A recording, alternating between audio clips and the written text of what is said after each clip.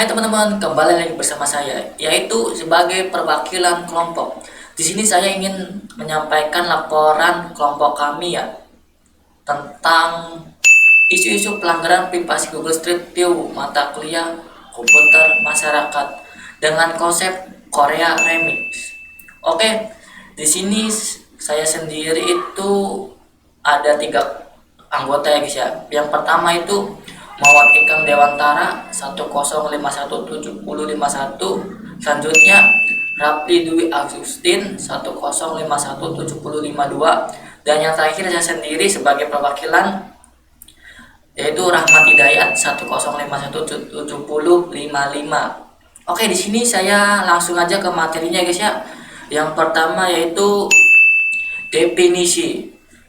Pelanggaran data atau data breach merupakan kejadian di mana data sensitif atau rahasia dapat disalin, dipindahkan, dilihat, dicuri, diubah dan digunakan oleh pengguna tidak sah yang tidak memiliki akses pada data tersebut ya guys ya. Jadi disalahgunakan guys, seperti ya pembobolan ilegal lah ya guys ya, seperti pencurian lah pokoknya mah. Oke, selanjutnya ke kasus pelanggaran privasi Google Street dan View. Kekhawatiran yang muncul sejak kemunculan Street View tahun 2007 ini berkait dengan masalah privasi guys. Semua informasi yang ditangkap oleh kamera mobile Street View bakal ditampilkan secara online tanpa izin konsul dari setiap orang, pemilik properti atau berbagai hal. Bisa jadi bukan konsumsi publik, tapi ada yang lebih parah nih guys ya. Mobil Google Street View terbukti telah mengumpulkan data ilegal yang diinstruksi di area jaringan Wi-Fi yang tidak aman di berbagai negara. Oke, selanjutnya ke fakta-fakta. Google mengakui bahwa di masa lalu mobil Street View telah mengambil data-data terpencar melalui hotspot Wi-Fi yang bebas digunakan, biasanya tanpa enkripsi dan password. Data tersebut berupa MAC and SSID jaringan dan bahkan sejumlah data pribadi seperti alamat email, isi email dan password yang digunakan. Di Korea nih guys ya, tahun 2011 nih, penyelidikan kepolisian yang menyita hard drive komputer dari kantor Google setempat juga menemukan bahwa Google menyimpan data-data pribadi yang dikirim melalui jaringan Wi-Fi yang tidak aman. Di Hong Kong, pemerintah sempat menghentikan operasional mobil Street View sampai benar-benar tidak ada lagi teknologi pengambilan data melalui Wi-Fi yang tanam di dalamnya, guys. Oke, kita lihat ya videonya. Sebagai contoh nih, ini video ini gambaran ya, view kamera Google Street ini guys ya, tuh lihat ya. Canggih guys ya, benar-benar canggih ya.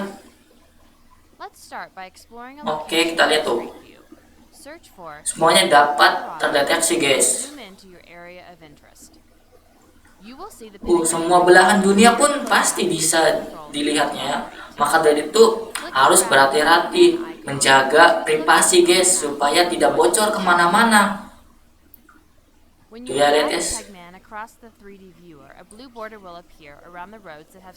Itu lihat jalan itu, terus kita loncat.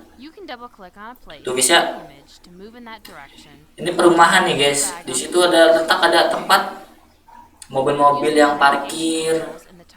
Pokoknya mah semua yang terperinci terkecil pun bisa dilihat dong sama kamera tersebut, saking canggihnya ya.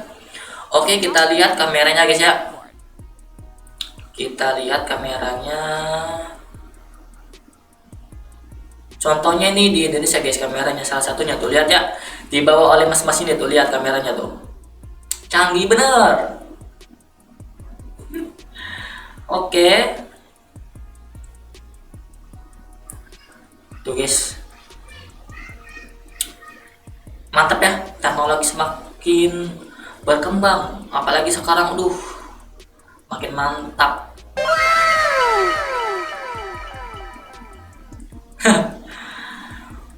Oke, itu gambaran guys ya, contoh saja. Oke, kita lanjut ke pembahasannya guys. Ke mengapa Kenapa Google Street View dianggap melanggar privasi?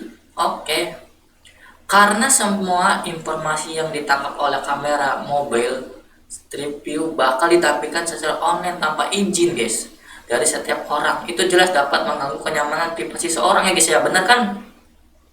Kalau tiba-tiba dipublikasikan tanpa di pengetahuan orang tersebut ya akan kayak gitu.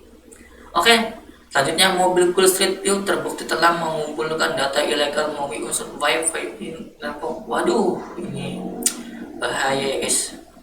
Oke, selanjutnya kapan terjadinya pelanggaran yang dilakukan Google Street View? Untuk di Indonesia kasusnya pelanggaran privasi di tahun 2012 guys. Target utamanya pelanggaran privasi ini justru tempat-tempat umum yang sedang getol-getolnya dipasang jaringan Wi-Fi. Misalnya halte bus, Transjakarta, dan taman-taman kota. Di semua tempat tersebut jaringan Wi-Fi yang tidak menggunakan password, yang artinya dengan teknologi tertentu bisa terjadi pelanggaran. Nah, contohnya nih, pengguna yang gratisan lah ya, mencari Wi-Fi gratis tanpa sandi. Nah, di situ tuh ada faktor terselubung. Jadi yang punya Wi-Fi bisa mengakses HP yang berkaitan dengan Wi-Fi gratis tersebut ya. Nih, siapa yo yang mencari Wi-Fi gratis ini nih? Jangan dicontoh guys, karena gratis itu belum tentu aman. Ya guys. Oke, selanjutnya, sedangkan di negara lain, tepatnya Korea, khususnya ini sudah terjadi 1 tahun sebelum di tahun 2011. Oke, next. Di mana saja kasus ini terjadi? Kasus ini hampir terjadi di seluruh dunia dan negara yang menyorot tegas kasus ini meliputi Indonesia, Korea, serta Hong Kong. Kejadian ini terjadi di daerah yang mudah akses jaringan Wi-Fi yang tidak aman. Contohnya aja nih ya, tadi kan saya udah sebutin ya, Indonesia nih. Indonesia ini banyak Wi-Fi gratis ya. Contohnya anak kecil nih ya, dan pengguna lainnya lah mencari kafe yang harganya murah tapi ada Wi-Fi-nya. Dia bertujuan untuk Wi-Fi aja, cuma ngopi-ngopi doang, tapi ya udahlah, mencari gratisan. Nah, ini nih kasus yang sering terjadi di Indonesia khususnya guys ya, bukan di negara lain contohnya saja. Oke, selanjutnya di bagaimana Google Street View menyelesaikan kasus ini. Nah, ini penyelesaiannya guys ya. Google sudah berjanji untuk tidak melakukan tindakan ilegal yang berkaitan dengan mengambil data melalui jaringan Wi-Fi yang tidak aman. Lalu, pemerintah selaku regulator harus memiliki akses terdapat data Street View yang diambil Google untuk memastikan pelanggaran privasi tidak terjadi, guys. Oke, selanjutnya dampak yang terjadi nih, guys. Situs elektronik privasi informasi center atau disingkat EPIC mengkompilasi berbagai investigasi yang berkaitan dengan Google Street View. Beberapa kasus bahkan sampai dibawa ke pengadilan. Aduh, gawat nih. Kalau udah sampai di pengadilan bahaya. Oke, lanjut dengan fokus tentang pelanggaran privasi ini dan memutuskan Google untuk berkompromi dengan pemerintah negara setempat. Oke, bisa ada faktor kompromi guys ya. Selanjutnya, pendapat. Mobil Street View seharusnya tidak melakukan tindakan yang dapat merugikan sebuah pihak, seperti telah mengambil data-data terperinci melalui hotspot Wi-Fi yang bebas digunakan, bisa tanpa SSID dan password. Data tersebut berupa MAC address, SSID, jaringan, dan bahkan sejumlah data pribadi seperti alamat email, isi email, dan password yang digunakan. Google Street View harus bisa menjaga privasi seorang dong. Ya haruslah. Jadi kita masuk ke dalam kesimpulannya guys, yaitu Google Street View harus bisa menjaga privasi setiap individu agar tidak ada pihak yang dirugikan.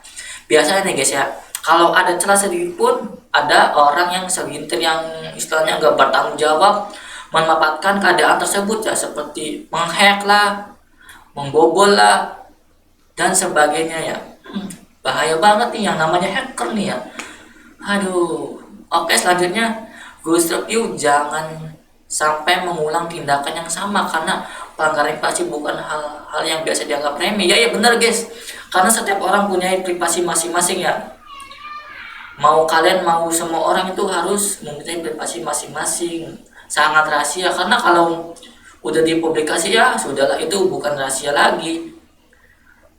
Jadinya bahaya banget nih, harus berhati-hati. Apalagi tentang perekonomian ya sih, seperti uang tuh ya, bank sebagainya tuh, itu harus dijaga dengan ketat ya privasi kita ya.